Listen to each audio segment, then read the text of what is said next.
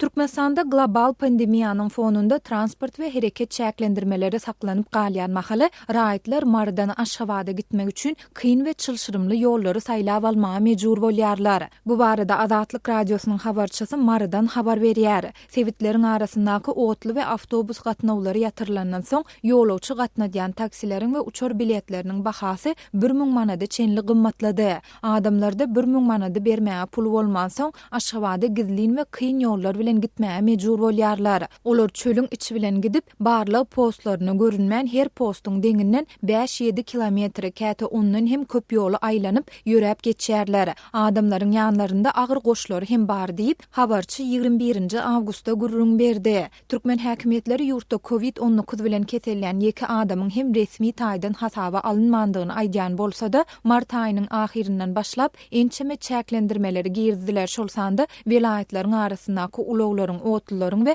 awtobuslaryň hereketini çäklendirdiler. Munyň ýa uçar biletleriniň we aşgabada ogryn ýolawçy daşaýan hususy taksileriň bahasy 1000 manada çenli gymmatlady. Öň bularyň bahasy değişiklikde 75 we 250-300 manat aralygyndady.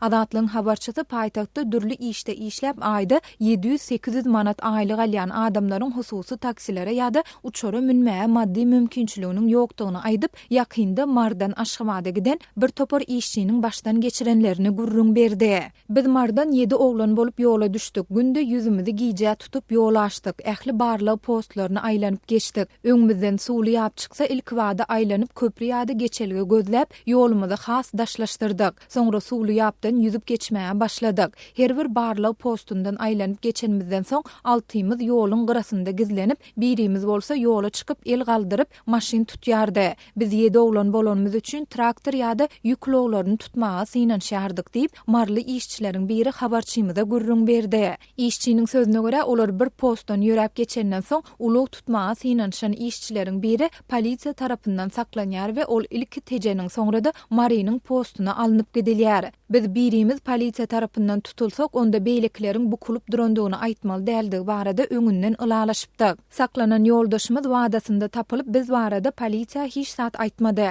Ol biraz wagt geçen soň bize jaň edip menden düşündürüş aldylar we ýanynda başga kim bardy diýip soradylar. Men bir özümdüm diýdim. Siz häzirjek boluň sagaman baryň diýdi diýip işçi aýtdy. Onuň bellemegine görä şondan soňra 6 işçi çopan goşlarynyň yerleşdirilen ýerlerinde saklanyp wagtal dynjalýar. Olar düşoga ýetende ýük otlusynyň wagonlaryna asylşyp ýaşlyga aşýarlar. Biz 6 oglan bolup 3 gün diýilende Aşgabada iş ýerimize geldik. Biz başlyga birimiziň polisiýa tarapyndan tutsak edilendigini düşündirdik. Başlygymyz ony işden aýyrmajagyny aýtdy we haçan ýol açylsa şonda gaýtsyn, öz janyny howp astyna goýmasyn diýdi. Biz indi ýol açylmasa ýydymyza, mara öz hojalygymyza dolanmarys. Sebäbi öýde işsiz, pulsuz oturanmyzyň maşgalamyza peýdasy ýok diýip marly işçi aýtdy. Azatlyň habarçysy ýurtda dowam edýän ykdysady kynçylyklaryň şol sanda maliýe ýetmezçiliginiň we işsizligiň ýitileşmeginiň fonunda gazanç gözleginde şeýle agyr ýollary söküp aşamada gidýän adamlaryň sanynyň köpdigini hem bellidi. Şu aýyň başynda Lewapda habarçymyz raýatlaryň paýtagta we ýurdun beýleki sebitlerine gitmek üçin bir kanun hem de howply ýollary saýlap almaga mejbur bolýandygyny habar berdi.